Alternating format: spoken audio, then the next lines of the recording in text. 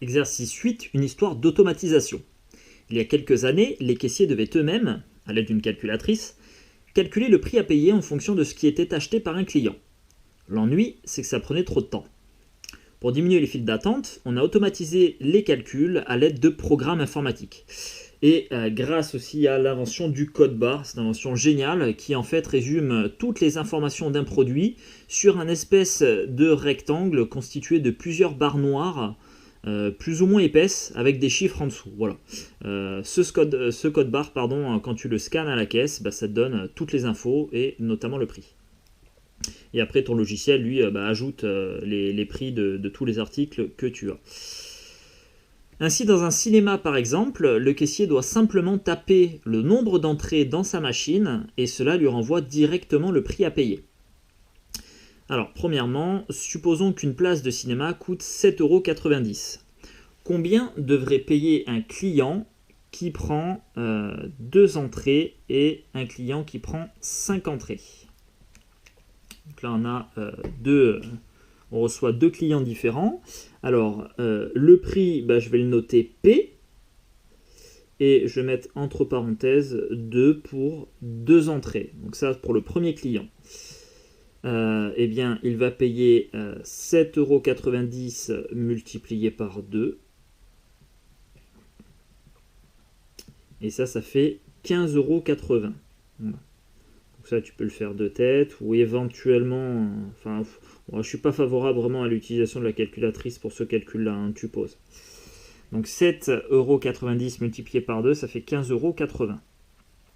Et combien paierait un client qui prend 5 entrées? Eh bien, le prix de 5 entrées, donc P de 5, ce serait égal à 7,90 € multiplié par 5. Et là encore, tu essayes de faire travailler ton cerveau. Alors, 7,90 € multiplié par 5, ça fait 39,50 €. Et on va voir comment on fait pour trouver ça assez facilement de tête. Donc 7,90 €. J'ai 7,90 € qui doit être multiplié par 5. Alors, tu peux poser la multiplication si tu veux. Ça se fait bien aussi. Ou alors, tu peux voir 7,90 € comme 8 moins 0,10 qui se note aussi 0,1. Voilà. 7,9, donc 7,90, c'est la même chose que 8 moins 0,1. Et tout ça, tu dois le multiplier par 5. Donc tu vas d'abord multiplier 8 par 5, et ensuite tu enlèveras 0,1 fois 5. Bon, 8 fois 5, ça fait 40. Et ensuite, 0,1 fois 5, ça fait 0,5. Et enfin, 40 moins 0,5, on retombe sur le 39,50 € ici. Voilà, ça c'est ce qui se doit. En tout cas, moi, c'est comme ça que je fais cette opération de tête. Voilà, je me ramène à... je décompose en fait, voilà, 7,90 € en 8 moins 0,1. Deuxièmement, on va essayer de généraliser le calcul à l'aide d'une formule que nous rentrerons dans un programme informatique. Alors, combien devrait payer un client qui prend un nombre E d'entrée? Eh bien, P en fonction du nombre E d'entrée, ce serait tout simplement 7,90 €, donc le prix d'une place, multiplié par le nombre d'entrées, c'est-à-dire E. Voilà, tout simplement. Tu vois, la formule, elle est assez simple à rentrer dans le programme. 7,90 € fois E. Alors, à l'aide du logiciel Scratch, on vient de créer le programme en question. Il se décompose en 6 briques. Voilà. Tac. Donc, première brique ici. Appuyer sur espace pour lancer le programme. Donc ça, c'est ce qui va faire démarrer ta machine. Quand tu reçois un client, tu appuies sur espace pour déclencher. Alors, au départ, il faut initialiser la variable. Donc, la variable, c'est P. En fait, P, si tu veux, ça correspond au prix à payer. Et pour l'instant, le client ne te doit rien puisqu'il ne t'a pas demandé d'entrée. Donc le prix, on le fixe à 0 € au départ. Ensuite, on demande le nombre d'entrées au client et on attend sa réponse. La réponse que nous donne le client, on va l'enregistrer dans une autre variable qu'on va appeler E. E comme le nombre d'entrées, tout simplement. Voilà. Donc la réponse du client, elle est enregistrée dans une petite case mémoire, et cette case mémoire, elle est appelée E dans le programme.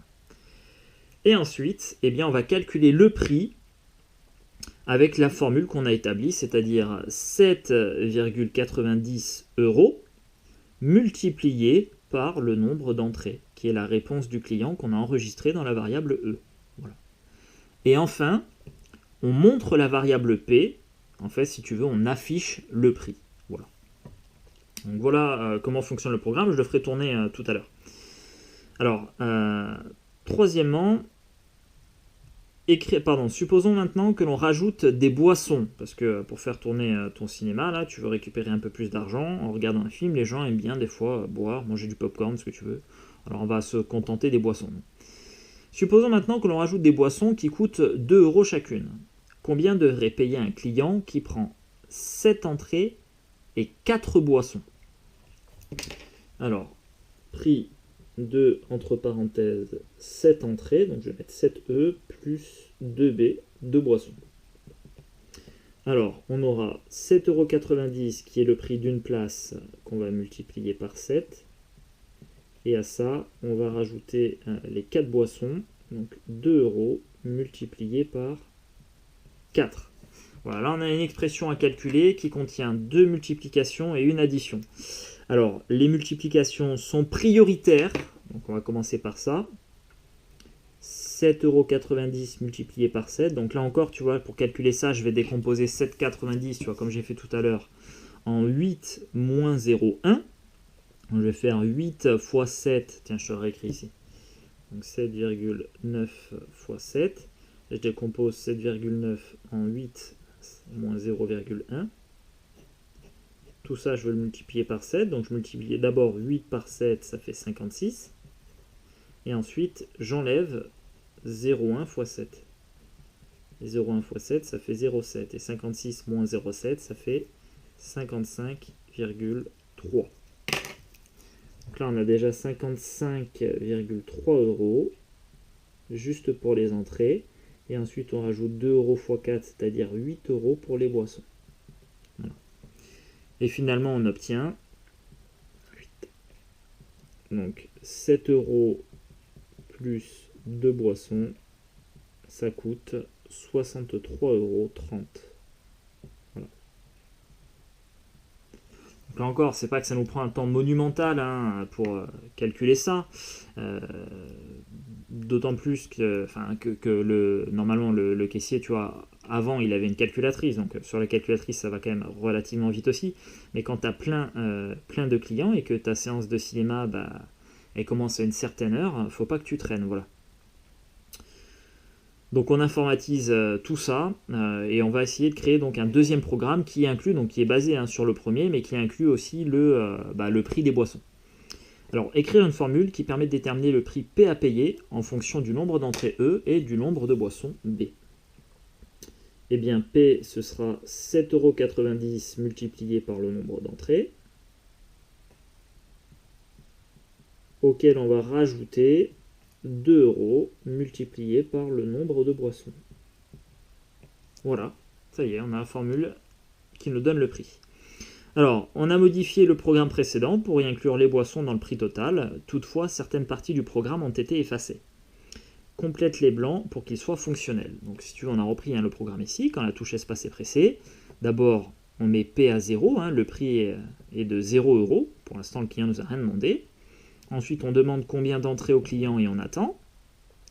La réponse du client, on va l'enregistrer dans la variable E. C'est une petite case mémoire du logiciel qui retient le nombre d'entrées.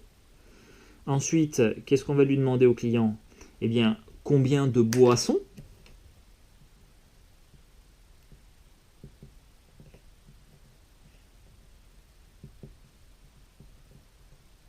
Et on attend à nouveau sa réponse. Et la réponse du client, on va la mettre dans une autre variable qu'on va appeler B. Voilà.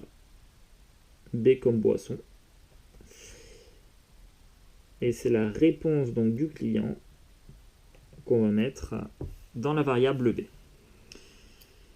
Et maintenant, il ne nous reste plus qu'à calculer le prix en fonction du nombre d'entrées et du nombre de boissons. Eh bien, P, ça va être égal à 7,90 €, donc 7,9, multiplié par le nombre qui est enregistré dans la variable E, plus 2 multiplié par le nombre qui est enregistré dans la variable b. Voilà.